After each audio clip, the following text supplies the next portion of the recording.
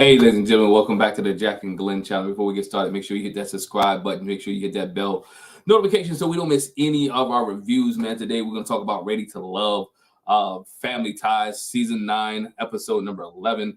We're going to talk about the family ties and how these ties, how this episode played out, man. It was an interesting episode, and nonetheless, the ladies were in charge.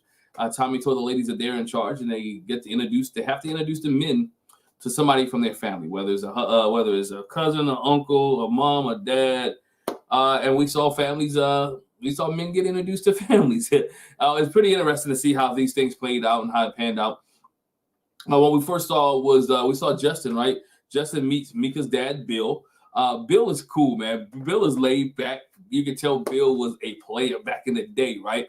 He's like that cool uncle, right? That cool, smooth type dude. And this is what Bill is and who Bill is. Bill is that smooth uncle, man. But it's Mika's father. And Justin was kind of laid back and relaxed in the midst of, seeing Bill's father. He was nervous. Justin didn't talk much and doesn't talk much. He was nervous to meet Bill. And Bill asked him, what are your intentions? Like, you're a pretty guy. You sure you ain't a player? And like, no, I'm not a player. I have been in a relationship about 4 to 5 years. It's going to be new for me. It's going to be a transition, right, to be involved in this relationship. And that's what one of Mika's fears was, can Justin transition from a single life into being a life of a person where he has now have to deal with her kids and deal with her and deal with their relationship. And Justin's not sure if he could maneuver in that realm or not. And what he said, he's willing to try. He's willing to work things out with Mika and see how it plays out and see how this transition goes, right? How the transition will move into what he's looking forward to move into. And Bill's like, his girl's of his heart, right? Like, don't break her heart. Don't mess over her. If you're gonna be with her, treat her right, treat her fairly, and be consistent. All right, basically just be consistent. Treat my daughter with respect. And they both felt like they quiet dudes, and they like fishing, right? They'll be willing to go fishing with each other later on. I think I like Mika and Justin. I think it may work out. Hopefully it may work out. We'll see how things play out a little bit later in this relationship. We see how Justin and Mika go, but I thought the conversation with Bill was good. I thought Justin held his own, and even though it was nervous, it's always nervous when you meet somebody else's father, right? You get those nerves and you get a little jittery, you get a little shaky. You don't know how to maneuver, how to go, but Justin held his own there. Then we see Vanessa, man. Vanessa introduced Chaz to her sister, and I like Vanessa's sister, man. Vanessa's sister was not having it, right? Vanessa's sister was not, at this point, we're not playing no games, Chaz. We're not playing no games at all. And she wasn't playing games with Chaz. She was honest with Chaz, like, look, this is what I'm feeling. I feel like you're manipulative, right? You're saying the right things. You're a smart, intelligent guy, and you manipulate my sister. You're dragging her along for the process. If she can't feel like she's number one, like, how did you go to a retreat and you add a body or you add a person? Chaz was like, yeah, I was trying to get some tractors. I think it was 10 or 11 women. Dog, it was 10 women on this journey, right? It was 10 women, and you didn't date all of them because one got eliminated the first day, right? So, I mean, this dude he's playing games. Very intelligent, very smart, leading Vanessa on, not trying to be, he's so vague and so meticulous with his answers, right? Giving you the right answer, but at the same time treating her as if she's not number one. He's down. At this point, you're down to about 4-2 women, right? Mika's not dealing with you. Maya not dealing with you. Patrice is still with you a little bit, right? You got Patrice, you got Vanessa. There's really nobody else that's in that realm. Mika and Maya are out. Let's just take that. So you basically down to 2, and you still talking about you down 3 or 4. Nah, you down to Vanessa at this point, right? So at this point, he should be focusing on Vanessa, but he's still trying to focus on Patrice. Like, what are we doing here? Which is a late bloomer, right? Which should let Vanessa know that he wasn't really feeling her in the first place. If he just got Patrice's number, allegedly, right? Because I got a whole different thought on that. At the retreat, and they building this type of connection right now. Like, how much time did he really spend with Patrice at the retreat? Because he must have spent a lot of time with her for her to be feeling this way. She's feeling strong about Chaz. Me and Chaz's connection are real strong, as she says. So it goes to Vanessa's point. Like, he didn't spend no time with her at the retreat. He spent all the time with Patrice. But Vanessa's sister was like, look, Chaz manipulating you. You feel like he's manipulative. He's trying to persuade his connection so he can stick around a little bit longer. Vanessa just want to be loved out loud. Like, don't hide me, right? Don't hide me in the shadows and let me talk in the shadows. Don't let me be what I'm looking for. In the dark, your dark love, right? Don't let me be the girl that you don't show out in public, or the girl that you hide on the cover. She wants to be loved out loud. Love me out loud. Let everybody, let the world know, Chaz. Say it with your chest that you and Vanessa together. That's what she wants. She wants to know, hey, can you say it out loud that is me and you? And he hasn't been able to say that yet. Why not? After all these weeks, after all this time, after all this, these conversations, or we feel each other emotionally, or we feel each other connected. We got connective here. He can't say it.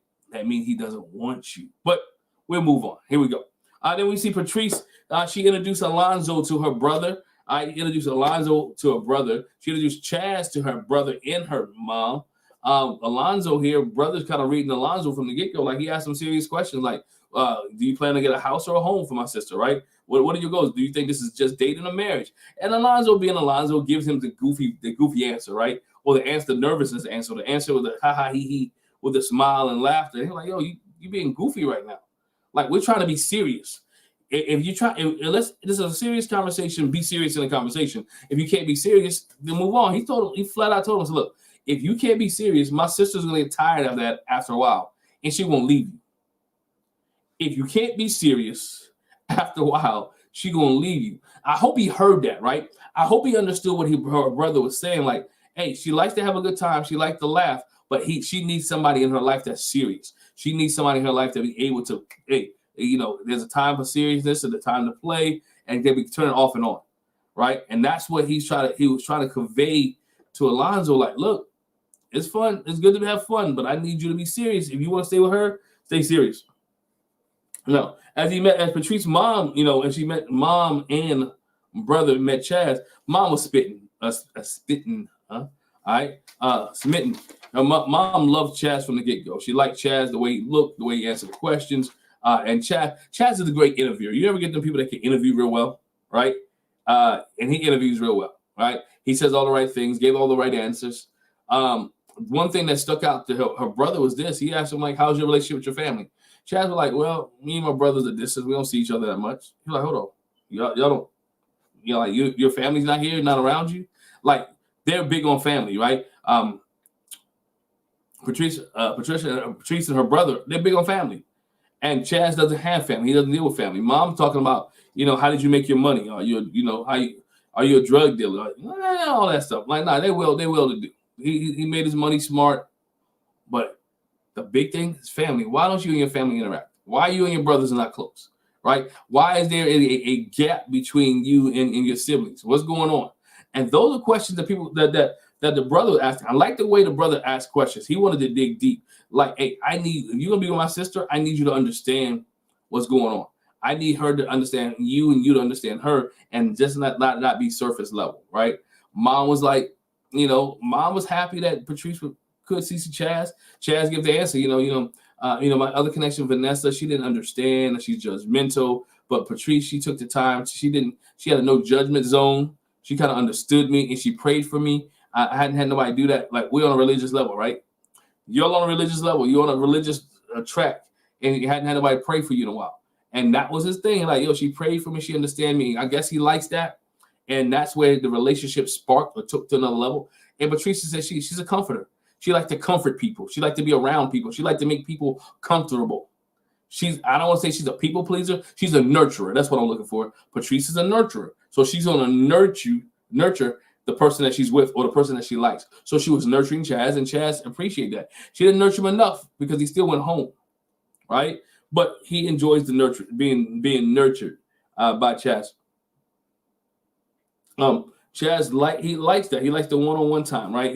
He wants to be that connected. Then we see Chaz and Vanessa out on one-on-one date, and Chaz switches up, right? When he's one-on-one with Vanessa, he's giving her what she wants, the attention, holding the hands underneath the table, having deep conversation, and he's giving her just enough to keep stringing her along.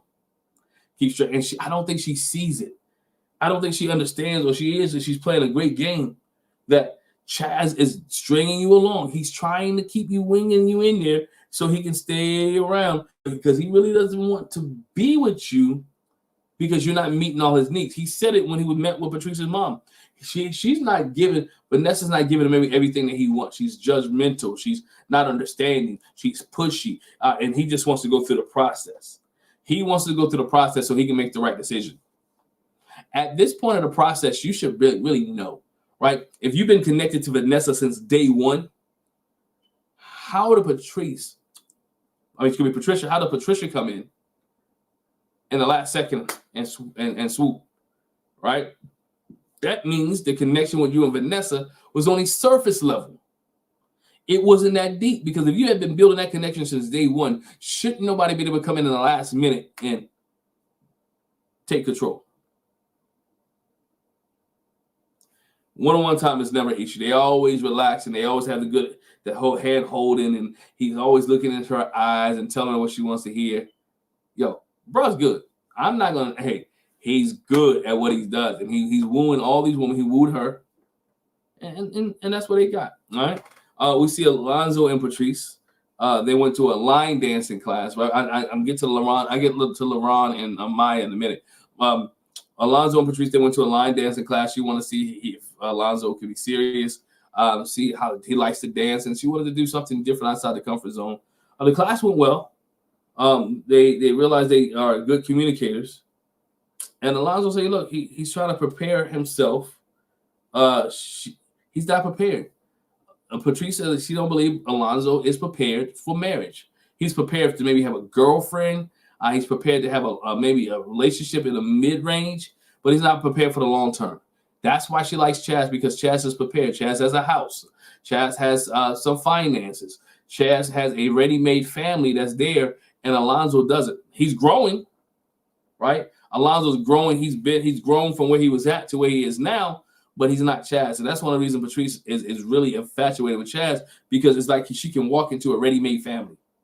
She doesn't have a project to work on. She has somebody that's already established, that's secure, and that's what she's looking for. But she wants Chaz to have fun. Can Chaz have the fun that Alonzo has? I'm not sure. Because he said he's an introvert, right? He likes to be at home. He likes to stay in his space, him and his dog.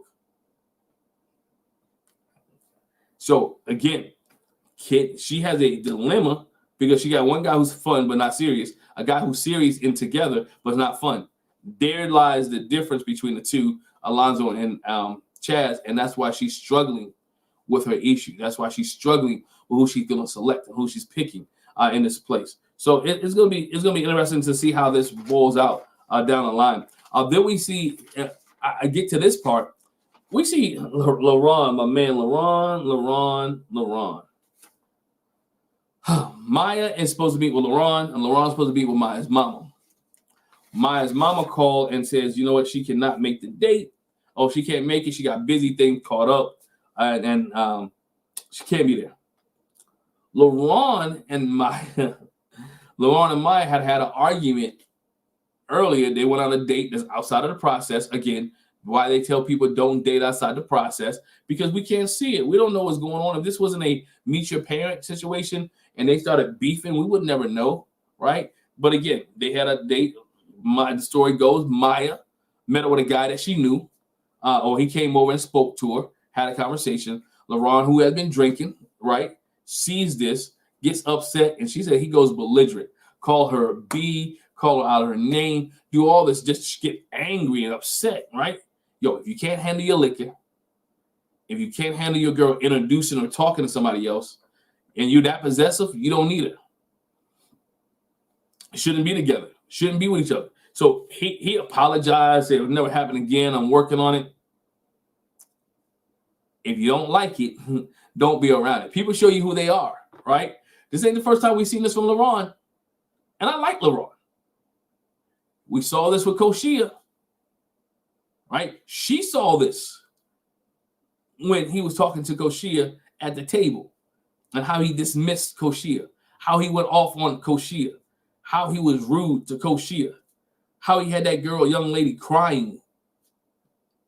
She saw this, but in her mind, I guess she figured, like, it won't happen to me. It can't be me. But LaRon shows you, hey, when he gets that juice in him, get that liquid courage, he brings a fire. So he was just totally disrespectful. And to the point where, when Maya was talking to Tommy, she didn't want to say, like, don't be ashamed of what he did, right? Like, you're not getting him in trouble. He did it. He cussed you. He called you a B. He called you some other names, right? He was totally disrespectful to you and whoever you was talking to. His anger, his aggression, his being possessive. If you ain't never been in a relationship before like that, don't start now, right? If that's below your standard, remain below your standard. Don't lower your standard for the sake of being with somebody. And that's the thing. I hope Maya sees and understand that LeBron may not be for her. Like, what is he doing to make sure the possessive behavior stops? Is he stop drinking? Is he gonna stop partying? Is he stop gonna hang out at clubs, right? Because y'all both lifestyle is hanging out and partying. And guess what? You party and you hung out before him. So the chances you seeing somebody or knowing somebody or meeting a male that you knew before who's just a friend, he may get intimidated again. And this time it may get even worse. So again, it becomes those issues that she had to see, that she has to, like, you know what, dang, do I really want to be with that? And she said, even though he might have apologized, I ain't over it. He might apologize thinking it's over because I accept his apology. It's in the back of my mind. And it should be in the back of your mind. You should be worried. All right? You don't like doing drama? That brings drama in your life. You don't like people in your business? That brings people being in your business in your life. So again, LeBron showed her some things. I don't think you had that with William. Right? Don't think you would have had that with William. It would have been a different story if it was William, right? But let's see. But Maya is having second thoughts about LeBron. And she's not feeling him right now. And LeBron knows he's in trouble, right? He knows his behavior was wrong. He knows that Maya is feeling some type of way. The question is, can he clean it up enough? And he admitted, I could be a little jealous. And got a quick temper. And he knows that he got to control himself. Then work on it. Your girl don't want to see that. That's just a recipe for disaster. Really a recipe for disaster. All right. They get into the lounge. Tommy tells them, look, man, who you connecting with?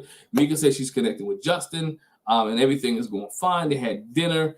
She like Justin's a little timid, a little shy. I don't know if he can handle the transition, right, between life. I don't know if he can handle the transition from one aspect of my life or transition with kids. So that transition aspect is going to be big for Justin. You saw Maya. She told Tommy about her and LeBron's situation, how her and LeBron had the issue they had. And she really didn't go deep into it. So she should have went deep into it because Tommy, he was probing. Tommy was like, what's going on? Like, let me know. And she never really went deep into what it was. She should have. Then you have Chaz, who's dealing with Patrice and Vanessa, and he told, and they both shared, like, he's like, yo, y'all gotta figure out who's gonna go where. Like, who is Chaz gonna pick Vanessa or are you gonna pick Patrice? What are you doing? Is Patrice gonna pick Alonzo? Is Alonzo serious enough? So nobody's gonna get eliminated today. Tommy says he's gonna have a barbecue to help them figure things out. The men gonna be in charge on next week's episode where the men get to introduce the women to their families, and then hopefully we get a decision on who is ready to love, who's going to be kept, who's keeping who. It's going to be a lot next week to wrap up and tie up. Don't know if Chaz is going to pick Vanessa. Don't know if Vanessa is going to, if he does pick Vanessa, does Vanessa accept it? If Chaz picks Patrice, does Patrice say, you know what? I want to be with a guy who's serious and together and not with a guy who gives me fun, right? Will Maya be with LeBron? We don't know, right? That's just, like I said, that's a recipe that's just a relationship waiting to explode. And with Maya and Justin, I think we only get one true relationship out of this thing. I think we get Maya and Justin. But again, Justin and Mika. But that's not even given because Mika may say, you know what? I don't know. You're a little too timid for me, right? You're a little too laid back and conversation may not be where it needs to be at. Only time will tell. But that was the episode of Ready to Love. It was decent. Had some deep moments. Had some moments to talk about. Again, Mika and Justin, great relationship.